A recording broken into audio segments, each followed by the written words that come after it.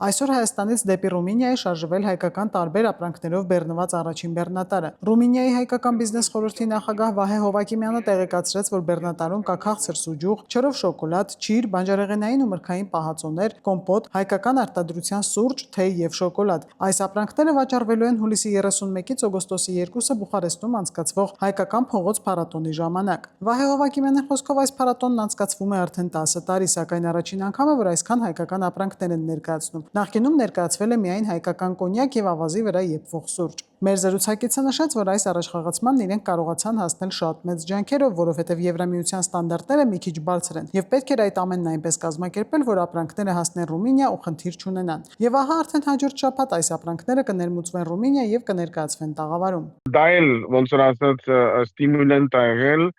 որ մենք ավելի արագացնենք գործունեությունը ապրանքները շուկան փոխել դեպի ԵԱՏՄ-ից դեպի ԵՄ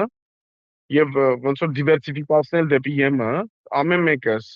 մեր երկրներում եթե մենք ջանք փափենք, որ կարողանանք հայկական ապրանքատեսակները բերել դեպի ԵՄ, ես միշտ ասել եմ, որ դա 550 միլիոն մարդու շուկա է, այսինքն 550 միլիոն շունչ է ապրում Եվրոպական միության մեջ։ Եվ այդ շուկան շատ լավ շուկա է, եւ միշտ որ մեր արտադրողների հետ խոսում եմ, իրանց բացատրում եմ, որ պետք է իրանք էլ իրենց տեխնոլոգիաները ադապտացնեն եւ փորձեն իրենց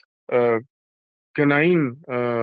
համակարգը այնպես անել, որ իրանք մրցունակ լինեն ԵՄ շուկայի համար։ Նա նաև տեղեկացրեց, որ ներկայումս բանակցում են մրգեր ներմուծելու համար, իսկ վերջին 2 ամիսներին բանակցել են ծաղիկների ներմուծման համար, եւ ներկայումս օդանավակայանում կա 20 տուփ ծաղիկի նմուշ։ Սպասում են, որ ներմուծումն անեն եւ ներկայացնեն մի քանի խոշոր ցանցերի, ինչից հետո կա հնարավորություն շաբաթական մի քանի տասնյակ հազար ծաղիկ ներմուծել։ Վահե Հովակիմյանը նաև նշեց, որ առաջին քայլն է դժվար, դրանից հետո process-ը հեշտանում է։ Իրենք թեև բոլոր ուղղություններով աշխատում են, բայց փուլային պետք է անեն, չեն կարող հապճեպ անել։ Դրանից բացի կա լոգիստիկ խնդիր, քանի որ չկան սերտիֆիկացված բեռնատարներ, որ գնան Եվրամիություն, եւ այս պահին ստիպված մոլդովական ընկերությունների հետ են աշխատում։ Իսկ եթե հայկականն ունենան, ավելի հեշտ կլուծեն խնդիրները եւ ավելի էժան կնստի փոխադրումը։ Մեր կոչը կարամ ասեմ Եվրամիությունից կլինի հետեւյալը։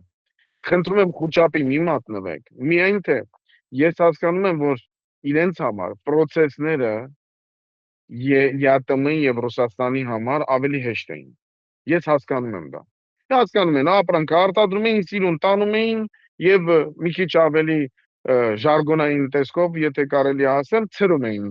ԵԱՏՄ-ով եւ Ռուսաստանով։ Բայց ԵՄ-ում մի քիչ ավելի